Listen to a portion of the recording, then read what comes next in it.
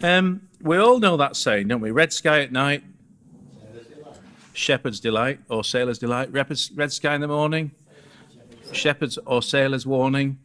I don't know if you noticed it, but in that passage we just read, there are three sort of statements, in a sense, that are said that have become part of the English, idiom, English part of the English, like red sky at night or red sky in the morning, but also the simple phrase, signs of the times.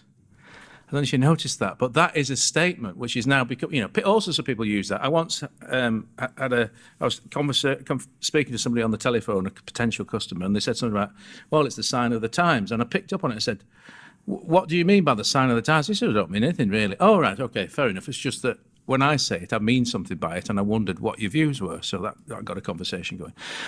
I do wonder as well why there are so many phrases out of the Bible that have become part of the English language. The obvious statement to make is because it's the Bible, because it's the inspired word of God, and there's many things that are said in the Bible that are true and accurate and hit the nub of the matter very quickly, because very wise men wrote them, inspired by God, but very wise men wrote them. The second reason why I think there's so many sayings in the English language is, it doesn't matter what version you're using, but the main version of the Bible in our country was, of course, the King James version, the authorized version. And at the time, wouldn't be expecting me to say this, but William Shakespeare has some relevance, in the sense that William Shakespeare is arguably the best author that Britain's ever had, and he had a pithy way of putting words together in a brilliant fashion. And people were getting used to, the general public were getting used to, brilliant literature and brilliant plays. Even if they were illiterate, they could listen to them.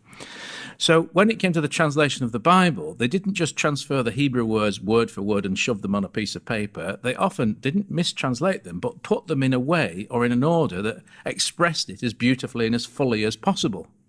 So it's not just a literal translation we've got, it's almost a Shakespearean attempt at a literal translation. It's brilliantly done.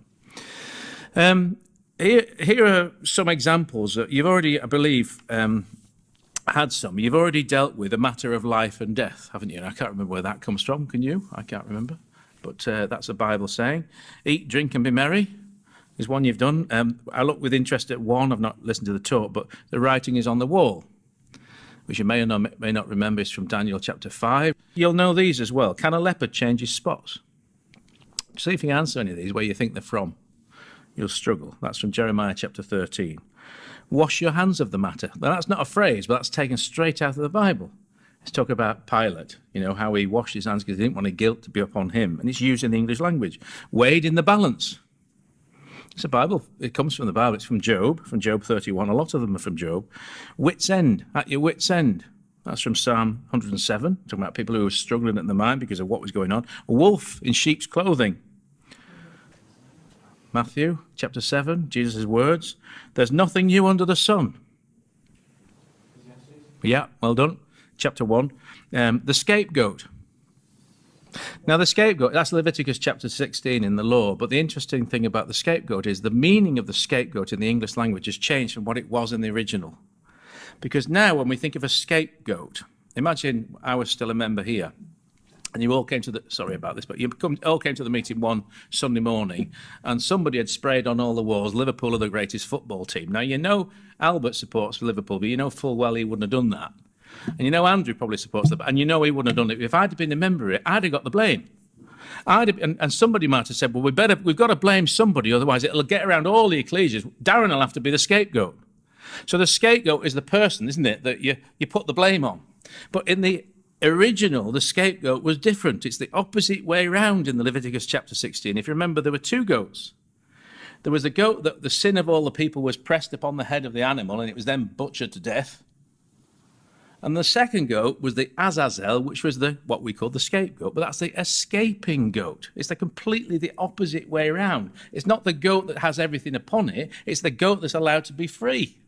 So the English language has changed that, probably because people are more happy at being miserable than they are being happy. And they turn something into a negative. Seeing eye to eye, Isaiah 52. I'll quote this wrong, and you've all heard it quoted wrong, that money is the root of all evil. The love of money is the root of it. It's the correct saying, and people regularly quote it wrong, don't they? That's 1 Timothy chapter 6. By the skin of his teeth. He got out of Ormskirk meeting by the skin of his teeth. That's from Job. Job chapter 19. Nothing but skin and bones. This is Jewish idiom. These are phrases which are part of the Jewish language, which have been picked up and then put into clever, good English. That's from Job as well. Go the extra mile. Loads of people use that. We've got to sort this out. We'll go the extra mile. Jesus, in the context of, if you've got a problem with your brother, forgive him, carry his burden, or whatever, and go two with him if he needs help. Just go the extra mile to help him out. A broken heart, Psalm 34. And, of course, the blind leading the blind was words of Jesus in Matthew chapter 15. So, the phrase then that we're going to deal with today, nearly said tonight, the red sky at night. The context is, if you open your Bibles at Matthew 16, if you're not already there, the context is that Jesus is meeting the scribes, the Pharisees and the Sadducees. Now, I'll just read a little short quote for you from Acts chapter 23, which is, in a sense, relevant. It's not, the incident's not relevant in Acts 23, but what the words that are said in Acts 23 are exactly the same context of what would have been in Jesus' time. And this is the quote in Acts 23. There arose a dissension between the Pharisees and the Sadducees, and the multitude was divided.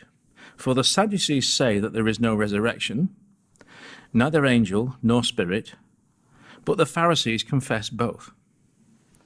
The Pharisees and the Sadducees hated each other. They despised each other. There's apparently only one record in history, never mind your Bible, there's only one record in history where the Pharisees and the Sadducees came together for one purpose. Have a guess what that was? The death of Jesus. That's the first time they ever came together. Now, the Sadducees, you know why they're called Sadducees, don't you? Because they're sad, you see, because they don't believe in the resurrection. Okay, they're sad, you see, they don't believe. Remember that. And the Pharisees were called the Pharisees because it's a word which means to separate and whatever. Going back to the days of Ezra, so the Pharisees believed themselves to be very pure, and the Sadducees, well, of course, they thought they were pure, but they were completely contrasting. One group believed in the whole of the Old Testament scriptures, and the other just focused on the books of Moses, and there was contention about which was most important. So the context is that here in verse 1, the Pharisees also with the Sadducees came. So you've got the extremes within the religious political society coming together and tempting desired him that he would show them a sign from heaven. They were interested in seeing a sign from heaven. They were interested in testing him and tempting him as to whether he would show them a sign from heaven, which is not the same thing. They wanted proof. Really what they wanted was proof that this is not Messiah. When they were given signs that proved he was Messiah, they overlooked them and pretended and weren't interested. Really what they were looking for is proving that Jesus was not Messiah. He answered and said unto them, when it is evening, ye say it will be fair weather, for the sky is red sky at night, shepherd's delight. Do you know why the red sky is red at night? You possibly do. You'll find out again in a bit. Now, unfortunately, there's been a weather reporter, hasn't there, in the Northwest, who I know Andrew knew at one level or another, but unfortunately he's passed away. She has passed away this last week.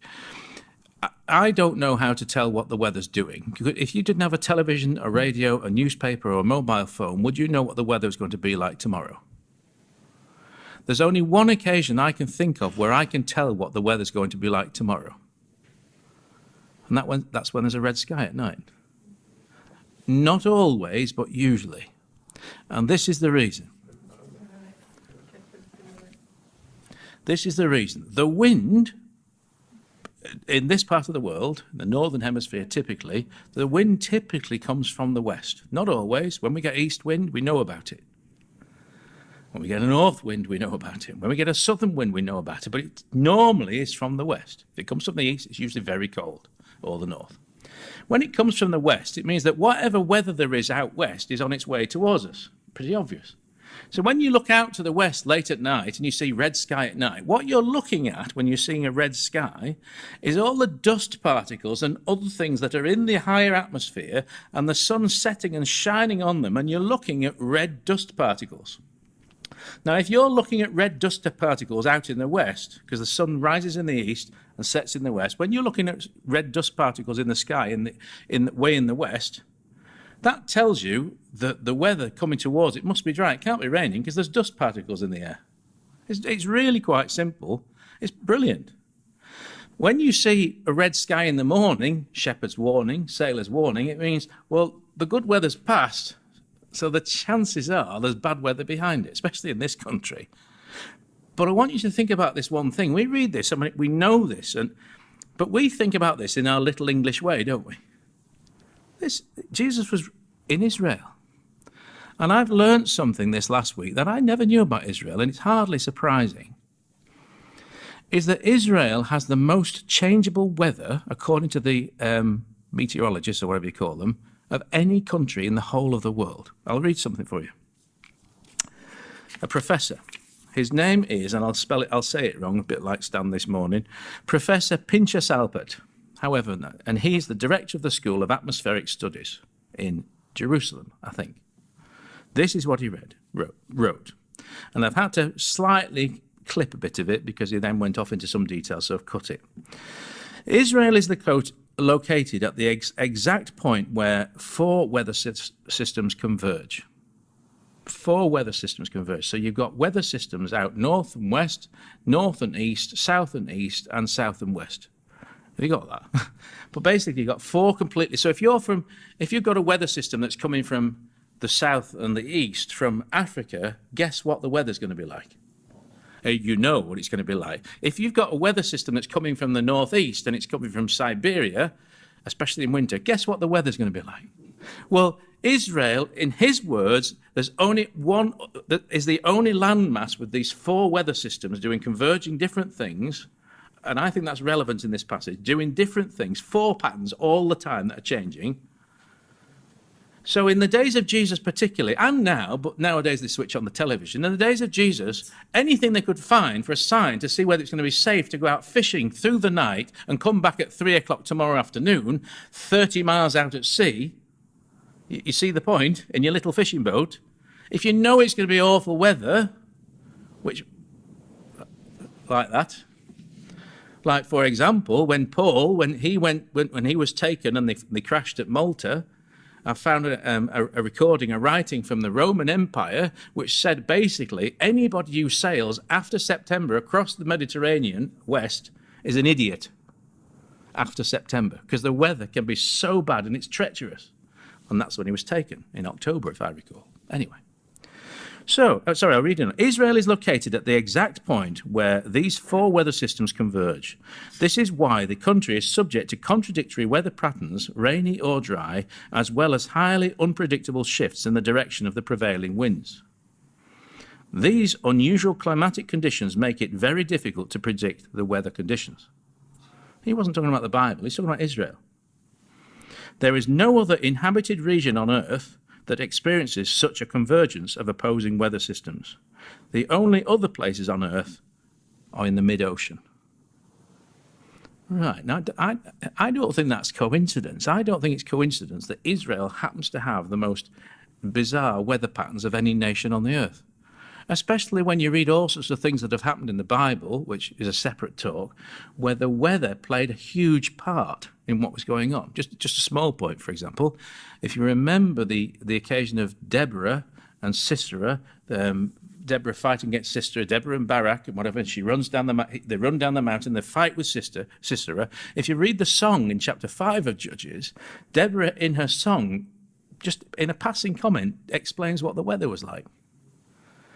If you're fighting an army which is you're on foot and they've got 900 chariots of iron, what weather condition would you like it to be most of all if you're fighting against 900 chariots of iron? Muddy. You want it to pour it down. And Deborah in her song says, the mountains melted. It was raining that heavily that it looked that the mountains were melting. Everything was landslides, there was mud, and they got stuck in the bottom of the mud. Lots of things happened in Israel due to the weather, even Jesus calming the sea, just like that, all sorts of things. So, now, the Pharisees and the Sadducees were not thick people, they were bright people, and like us, especially, the younger of us are less likely to know about red sky at night, shepherd's delight, red sky in the morning, shepherd's warning, than older people, because we don't need to know old sayings like that, because you just find out what the weather is. But if you lived 50 years ago, 100 years ago, and you worked as a farmer or as a seaman or whatever, you had to think about these things. The Pharisees would know, and the Sadducees know, which is exactly what Jesus was saying. You know, if it's red sky at night, the weather's going to be all right tomorrow. You know, if the red sky is going to be lowering and red in the morning, there's a fair chance it's going to be a bad day for all sorts of... He knows that. And that's when he says in verse 3, in the morning it would be foul weather day, for the sky is red and lowering. Oh, ye hypocrites, ye can discern the face of the sky, but can ye not discern the signs of the times? You're a hypocrite. Now, what's hypocritical about being able to tell what the weather's going to do as opposed to about Jesus showing them a sign? What's hypocritical about that? If I said to you, you're hypocrites because you could tell me what the weather's going to be like tomorrow, but you can't tell me what day next week Jesus is going to come back, I wouldn't think that would be particularly hypocritical, would you? So why were the Pharisees hypocrites? Because they knew they had Messiah in front of them. They knew they had Messiah in front of them. They knew he was the Son of God. They were just trying to find any reason possible to reject him. It's not hypocritical to want to see a sign from Jesus if you're not sure. It is hypocritical when you are sure and you're trying to find a way of proving him not to be true. They could tell that it was going to be weather tomorrow if the sunset was whatever. Anyway, that's the point he's making. Come back with me to Matthew chapter 9. The second way of looking at it is, not only do I think many of them did know that he was Messiah, even if they didn't know he was Messiah, how many signs do you want? How many signs? I mean, we're only going to look at Matthew's gospel, and we're only going to look at Matthew's gospel very briefly before the incident in Matthew 16, and we're only going to look at the incidents where we know for a fact that some Pharisees or scribes or Sadducees were there. We're not going to think about the other ones where it doesn't tell us specifically that the Pharisees or Sadducees were there. We're just going to look briefly the ones where we know for a fact they were there. And I suggest to you, by the time we get to Matthew chapter 16, they knew he was the Son of God. Matthew 9, verse 27. And when Jesus departed thence, 2 blind men followed him, crying and saying, Thou Son of David, have mercy on us. And when he was come into the house, the blind men came to him, and Jesus saith unto them, Believe ye that I am able to do this? They said unto him, Yea, Lord. Then touched he their eyes, saying, According to your faith, be it unto you. And their eyes were opened. And Jesus straitly charged them, saying, See that no man know it. But they, when they were departed, spread abroad his fame in all that country. It's bad enough healing the sight of one person, but he's done it to 2 at the same time. By the mouth, this is the Old Testament law, and the Pharisees were the top of the tree when it came to understanding the law. By the mouth of 2 or 3 witnesses should a matter be established. If one person said it rained jelly from the sky, don't believe him. If 2 people said it rained jelly from the sky, you better start thinking about it. And if 3, you've got to find a matter can be established. So when, by the way, we see, and many of us say things like, do you know, when you get old, these things happen to you. You have a phrase in your head and then it just disappears. You know, where 2 or 3 are gathered together in my name, there's Jesus in the midst. We've all heard that, haven't we? So we all, brethren, we regularly say it's good to be here where 2 or 3 of us are gathered together in Jesus' name. But it's not what he's talking about at all. Not that at all. The context of what Jesus is saying, where 2 or 3 are gathered together in my name, when 2 or 3 people who've fallen out and are trying desperately to solve the problems in the Spirit of Christ, I'm there with you, trying to help it. I don't mind the same he said at a memorial service. I don't know if he said it. I don't know. I don't mind it being said because it's a nice phrase, it's a nice idea. But meanings change over time, not necessarily according to the original. Anyway, moving back. I forgot where I was. Verse 20. Oh, I'm wrong chapter. So there's 2 of them being healed, as it were, and they went out. Behold, they brought to him a dumb man possessed with a devil. And when he spake, the devil was cast out. The dumb spake, and the multitudes marveled, saying, It was never so seen in Israel. Wonderful, isn't it? Fantastic. But the Pharisees said, He casteth out devils by the prince of devils. Now, we won't go into the detail of that. But that is an horrendous thing to say. That is an awful thing to say. They're not just saying, no, we don't believe you. They were accusing of certain things. And Jesus went about in all the cities and villages, teaching in their synagogues and preaching the gospel of the kingdom and healing every sickness and every disease among the people. But when he saw the multitudes, he was moved with compassion. So all I'm simply saying there is there's an incident where he's healed a dumb man, and then the Pharisees have reacted. Chapter 12. Chapter 12 and verse 10.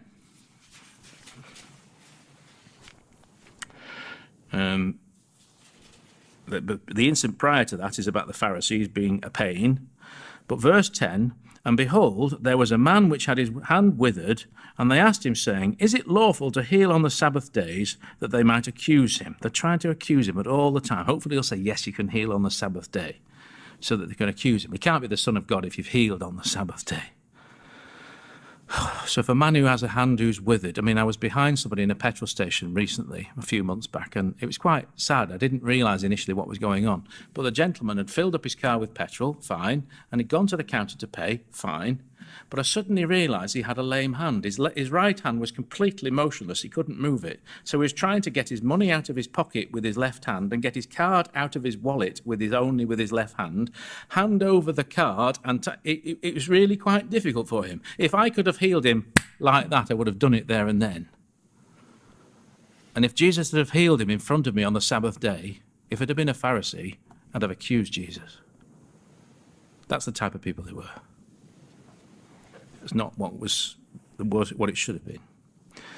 So he replies, what man, verse 11, what man shall there be among you that shall have one sheep, and if it fall into the pit on the Sabbath day, will he not lay hold on it and lift it out? If you've lost a sheep, save it, whatever day of the week it is. How much then is a man better than a sheep? Wherefore it is lawful to do well on the Sabbath days. Then saith he to the man, stretch forth thine hand. Now again, think about this. Think about a man who's got a withered hand. What's the one thing you want to do when you've got a withered hand? Possibly, depending on your confidence or nervousness or whatever. You want to keep it away from people. You don't want to show the fact you've got a withered hand. But Jesus, being Jesus, says, stretch forth your hand in front of the Pharisees. Now, I don't know about you, but I think we'd have been moved. I think we'd have been touched by it, even if we didn't know who Jesus was. He's just, that poor man, all of his life has had a withered hand. And now he's got a good hand. Isn't that wonderful? Verse 14, then the Pharisees went out and held a council against him, how they might destroy him. In Matthew chapter 16, they're looking for a sign. Verse 22, then was brought unto him one possessed with a devil, blind and dumb, and he healed him, insomuch as that the blind and the dumb both spake and saw. And all the people were amazed and said, is not this the son of David? But when the Pharisees heard it, they said, this fellow does not cast out devils, but by Beelzebub, the prince of the devils, the lord of the flies. Again, it's a wicked thing to say. And Jesus knew their thoughts, and said unto them, every kingdom divided against itself is brought to desolation, and every city or house divided against itself shall not stand. And if Satan cast out Satan, he is divided against himself. How shall then his kingdom stand? So it's all a bit difficult. Basically, how can the Son of God be called? Satan can't do such wonderful things. A good man can do such wonderful things, but they were offended, greatly offended. Chapter 12 still, verse 38. Then certain of the scribes and of the Pharisees answered, saying, Master, we would see a sign from thee. So when we got to chapter 16, and they say to him, show us a sign, show us a sign. They've already said it to him before, just after he'd done a miracle. But he answered and said unto them, an evil and an adulterous generation seeketh after a sign, and there shall be no sign given to it, but the sign of the prophet Jonah. And what happened with Jonah? Oh, that must have that was a bit awkward. They knew what happened. You see, Jonah was a despised prophet, because the prophets, they prophesied for the growth and development of Israel or Judah. The prophecy that Jonah did saved the Ninevites, and they were wicked. But they had to acknowledge that he was a prophet sent from God. You don't like Jonah, but you sort of accept him now. And what was the sign of the prophet Jonah? Well, we know about his death and resurrection, as in he was in the whale's belly for 3 days and 3 nights. But he preached to people that you wouldn't have liked him preaching to. And they were healed.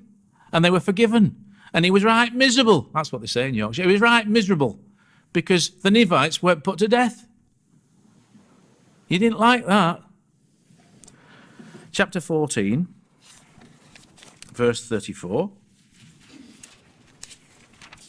So we've given them that sign before.